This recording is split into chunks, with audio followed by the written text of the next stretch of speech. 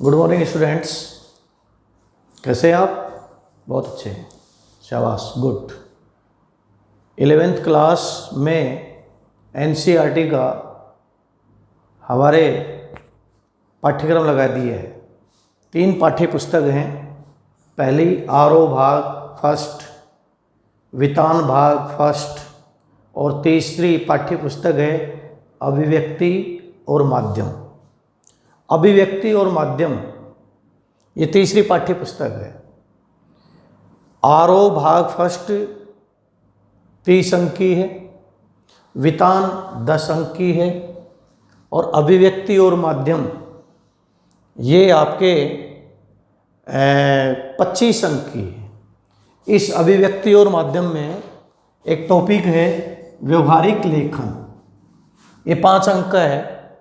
इस व्यवहारिक लेखन में परिपत्र है, प्रेस विज्ञप्ति, प्रतिवेदन, कार्य सूची या कार्य वृत्त। आइए सबसे पहले हम आज अध्ययन करेंगे परिपत्र का। परिपत्र कहते किसे हैं?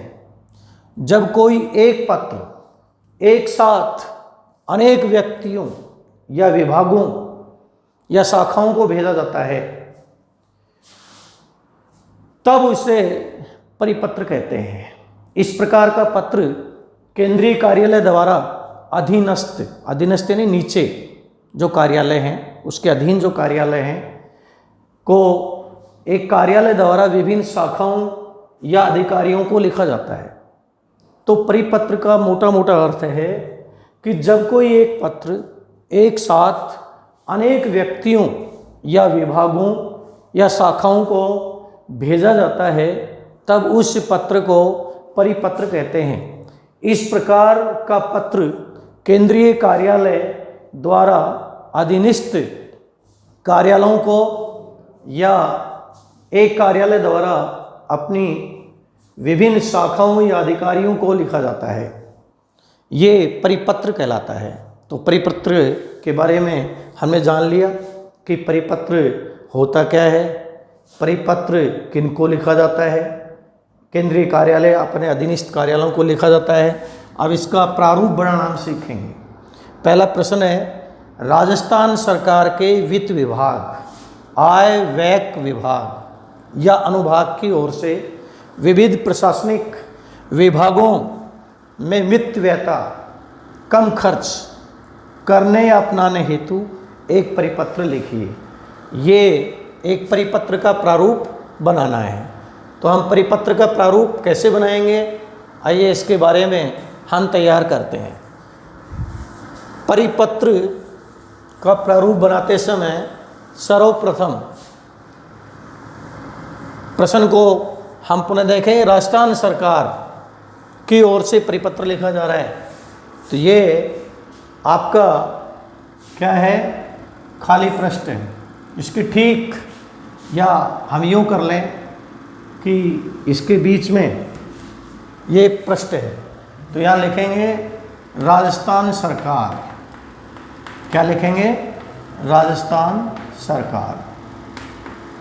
दोनों ओर बराबर जगह होनी चाहिए लगभग। इसके बाद हम लिखेंगे किस विभाग से पत्र लिखा जा रहा है, वित्त विभाग से। वित्त विभाग कौन से अनुभाग में है? आय व्यय अनुभाग, इस विभाग से लिखा जा रहा है। ओके स्टूडेंट, अब इसके बाद यहाँ पर इसका क्रमांक आएगा। अब क्रमांक में हम क्या लिखेंगे? पत्रावली क्रमांक। हर कार्यालय की अपनी एक पत्रावली होती है, फाइल होती है, तो उसकी फाइल पै लगाकर बिंदु लगा देंगे, मान लीजिए वो 8 है। फिर इसके बाद हम लिखेंगे विभाग का नाम, संक्षिप्त में वित्त। फिर लिखेंगे कौन से अनुभाग से जारी हुई, आय व्यय से। फिर हम लिखेंगे कि ये कौन सी सन में जारी हुई, 2020। फिर स्थान का नाम जयपुर, लिख दिया। अब इसकी तरफ आया लिखेंगे, कोशिश ये होगी कम हो, और इस तरफ लिखेंगे दिनांक। दिनांक आज लिखी हमने 14 अगस्त और 2020। इसके बाद यहाँ लिखा जाएगा परिपत्र। ओके, अब यहाँ लिखा जाएगा प्रेषित। अब प्रेषित किन किन को किया जा रहा है, तो यहाँ लिखोगे प्रेषित में समस्त शासन सचिव राजस्थान। पहले में देखिए समस्त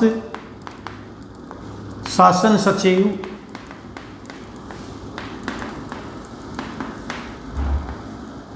समस्त शासन सचिव राजस्थान, क्योंकि समस्त शासन सचिवों को लिखना है। दूसरा है समस्त संभागीय आयुक्त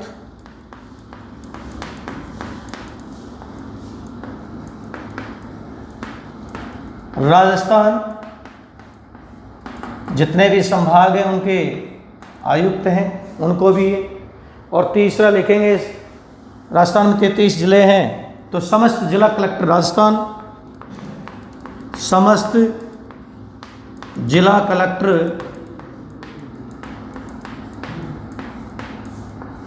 राजस्थान। इसके बाद लिखा जाएगा विषय, और विषय में देखिए हम विषय लिखेंगे क्या, विषय दिया हुआ है प्रश्न में, और वो विषय लिखा जाएगा राजकीय व्यय में मितव्ययता अपनाने हेतु। राजकीय व्यय में, राजकीय खर्चों में मितव्ययता अपनाने हेतु, ये हो गया आपका विषय। फिर यहां लिखेंगे महोदय और फिर लगाएंगे कोमा।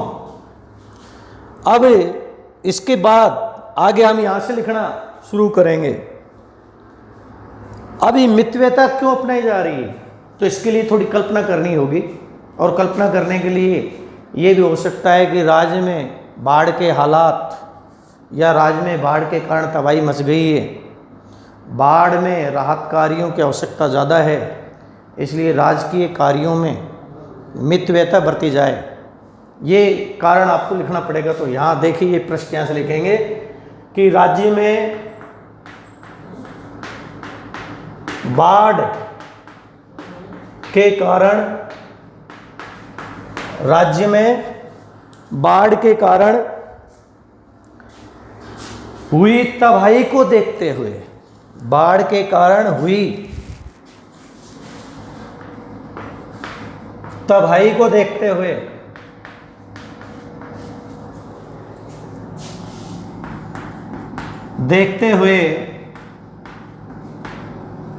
कि बाढ़ के कारण समस्त प्रदेश या राज्य में तबाही मच गई, कई जिले बाढ़ से पूरी तरह से प्रभावित हुए हैं, जगह जगह पानी भर गया है। तो राज्य में बाढ़ के कारण हुई तबाही को देखते हुए शासन द्वारा राजकीय व्यय में, देखते हुए शासन द्वारा राजकीय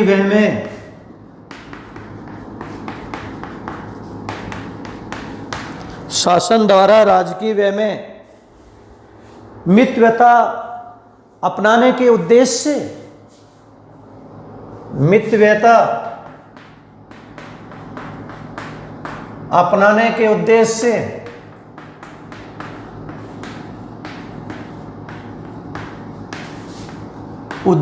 से यह परिपत्र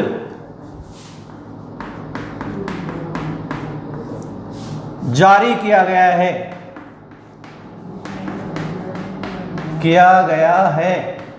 कि आखिर ये परिपत्र जारी क्यों किया है, कि राज्य में बाढ़ के कारण तबाही हो गई है, जिसके कारण राजकीय कार्यों में मितव्ययता अपनाने के लिए परिपत्र जारी किया गया है। निम्नलिखित निर्णय तुरंत प्रभाव से आगामी आदेश तक निम्नलिखित निर्णय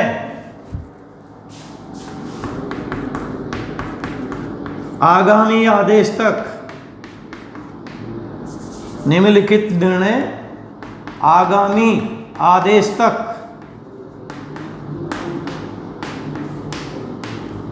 निम्नलिखित निर्णय आगामी आदेश तक प्रभावी रहेंगे, प्रभावी रहेंगे। नंबर 1, वो कौन कौन से हैं जो रहेंगे? पहला, मितव्ययता के लिए पहला जो आदेश सरकार ने निकाला वो हवाई यात्रा पर प्रतिबंध रहेगा।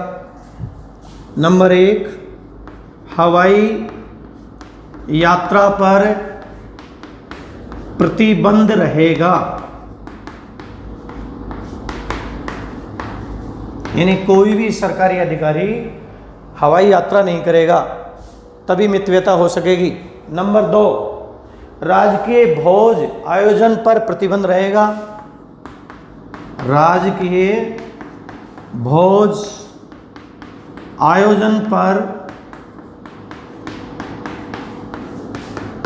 प्रतिबंध रहेगा।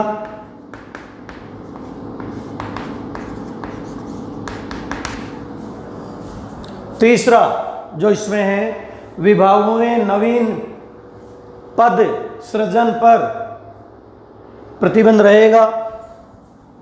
नंबर तीसरा कौन सा है? विभागों में नवीन पद सृजन पर प्रतिबंध रहेगा।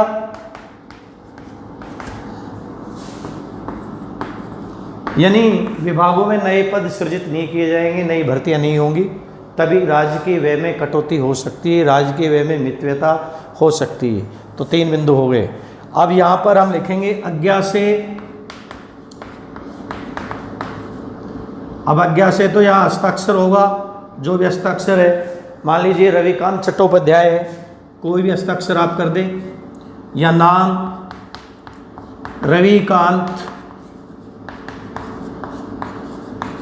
चट्टोपाध्याय, या उसका पदनाम, पदनाम क्या है? वित्त सचिव, तो यहाँ लिखेंगे वित्त सचिव। फिर इसके बाद यहाँ क्या लिखेंगे? उसका अनुभाग, आय व्यय अनुभाग, आय व्यय अनुभाग, और यहाँ राजस्थान सरकार जयपुर, राजस्थान सरकार जयपुर। तो इस प्रकार से हमने एक परिपत्र का प्रारूप तैयार किया है। Okay student, good, thank you so much.